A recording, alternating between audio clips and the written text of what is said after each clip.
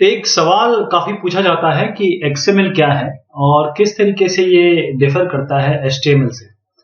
देखिए, एक्सएमएल और एमएल में ये मार्कअप लैंग्वेज कॉमन है, बाकी चीजें अलग हैं। दोनों अलग अलग टेक्नोलॉजीज हैं, दोनों अलग अलग कारण से बने हुए हैं, दोनों अलग अलग काम को करते हैं। एक्सएमएल का फुल फॉर्म अगर देखें तो कई बार एक्सटेंडेड बोल देते हैं, लेकिन ये इसका एक्चुअल जो फुल फॉर्म है वो है एक्सटेंसिबल। एक्सटेंसिबल का मतलब ही ये है कि ये एक्सटेंड हो सकती है, ऐसी मार्कअप लैंग्वेज जो एक्सटेंड हो सकती है। ये एचटीएमएल के बाद आई, और एचटीएमएल के बाद आई क्योंकि एचटीएमएल वर्ल्ड वाइड वेब का स्टैंडर्ड कॉमन यूसेज बन गया है। अभी जब HTML5 है, HTML4 आया था, और उससे अब सारा जो वर्ल्ड वाइड वेब पे आपके रिक्वेस्ट रिस्पॉन्स हो रहा है वो HTML कंटेंट से ही होता है। XML की काफी एडवांटेजेस हैं HTML से, मैंने जैसे बताया, ये ध्यान रखिएगा, दोनों अलग अलग टेक्नोलॉजीज हैं। केवल इसमें जो मार्कअप लैंग्वेज है उससे पता चलता है कि ये टैग्ड टेक्स्ट फॉर्मेट है, यानी कि हर चीज जो दी जाएगी वो टैग्स के इसमें दी जाएगी। अब जो टैग है ये आइडेंटिफाई करते हैं दोनों में, क्या पैराग्राफ स्ट्रक्चर है, कोई स्टोरी आप लिखना चाहें, कोई ग्राफिक है, साइड बार्स या पिक्चर्स हैं, या नाम, टाइटल, प्लेस, करेंसी, जो भी चीज आप लिखना चाहें वो टैग्स के अनुसार होंगी।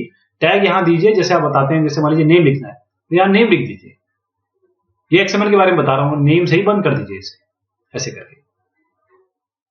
अब एचटीएमएल, इसके already pre defined set of tags है, यानी कि आप एचटीएमएल के टैग्स को एक्सटेंड नहीं कर सकते, जो चीजें हैं वो बनी हुई हैं।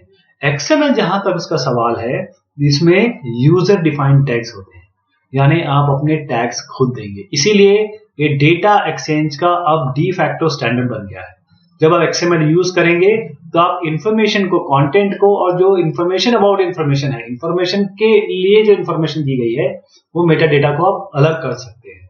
एक्सएमएल आपको एक स्टैंडर्ड तरीका देता है ताकि आप रेफरेंस कर सके नॉन टेक्सचुअल मीडिया को भी, जो टेक्सचुअल नहीं है उसके लिए भी।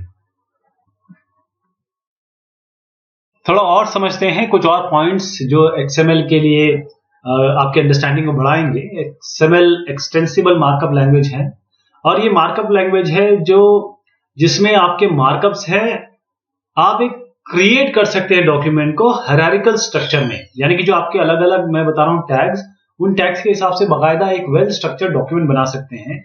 इसको एक्सटेंसिबल इसलिए बोलते हैं क्योंकि ये आपको, जो आप ऑथर हैं, आप अपने मार्कअप्स, अपने जो टैग्स हैं वो खुद बना सकते हैं। इसमें ये मार्कअप लैंग्वेज है ताकि आप डॉक्यूमेंट एक स्ट्रक्चर्ड फॉर्म में बना सकें।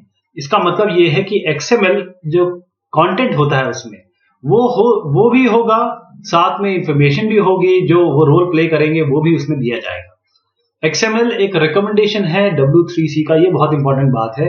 अगर ये रिकमेंडेशन है, इसका मतलब ये है कि एक्सएमएल क्या चीज है आप समझ सकते हैं। W3C world wide web consortium का ये स्टैंडर्ड है, रिकमेंडेड स्टैंडर्ड है। तो डिफरेंस क्या है एक्सएमएल और एचटीएमएल में?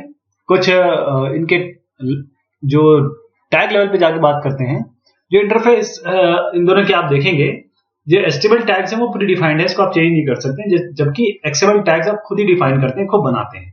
जो कि एक्सएमएल के पीछे एक डेटा, जो डॉक्यूमेंट टाइप डेफिनेशन है, DTD होती है, उसमें बताया जाता है कि एक्सएमएल जो बनाई जाएगी उसका किस तरीके का फॉर्मेट होगा।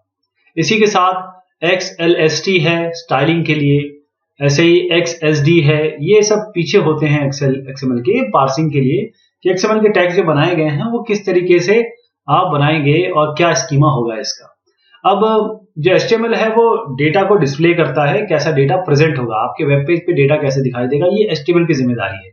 जबकि XML की जिम्मेदारी आजकल ये है कि वो डेटा को कैरी करता है, ये इस बात पे ध्यान देता है कि किस तरीके से डेटा काम करेगा, इसलिए डेटा एक्सचेंज का डिफैक्टो स्टैंडर्ड है आजकल।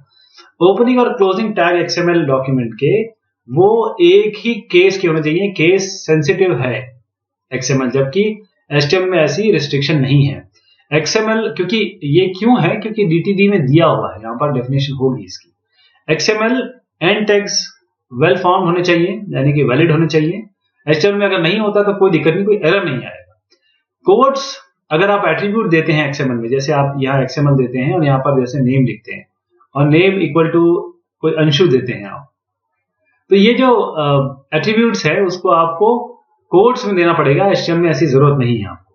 अच्छा, आप स्लैश एम्प्टी टैग्स के लिए स्लैश रिक्वायर होता है, XML में, HTML में इसकी जरूरत नहीं है। तो ये XML और HTML में हमने अंतर देखा और जानने की कोशिश की XML HTML एक्चुअल में है क्या। बहुत शुक्रिया, बहुत मेहरबानी आपकी।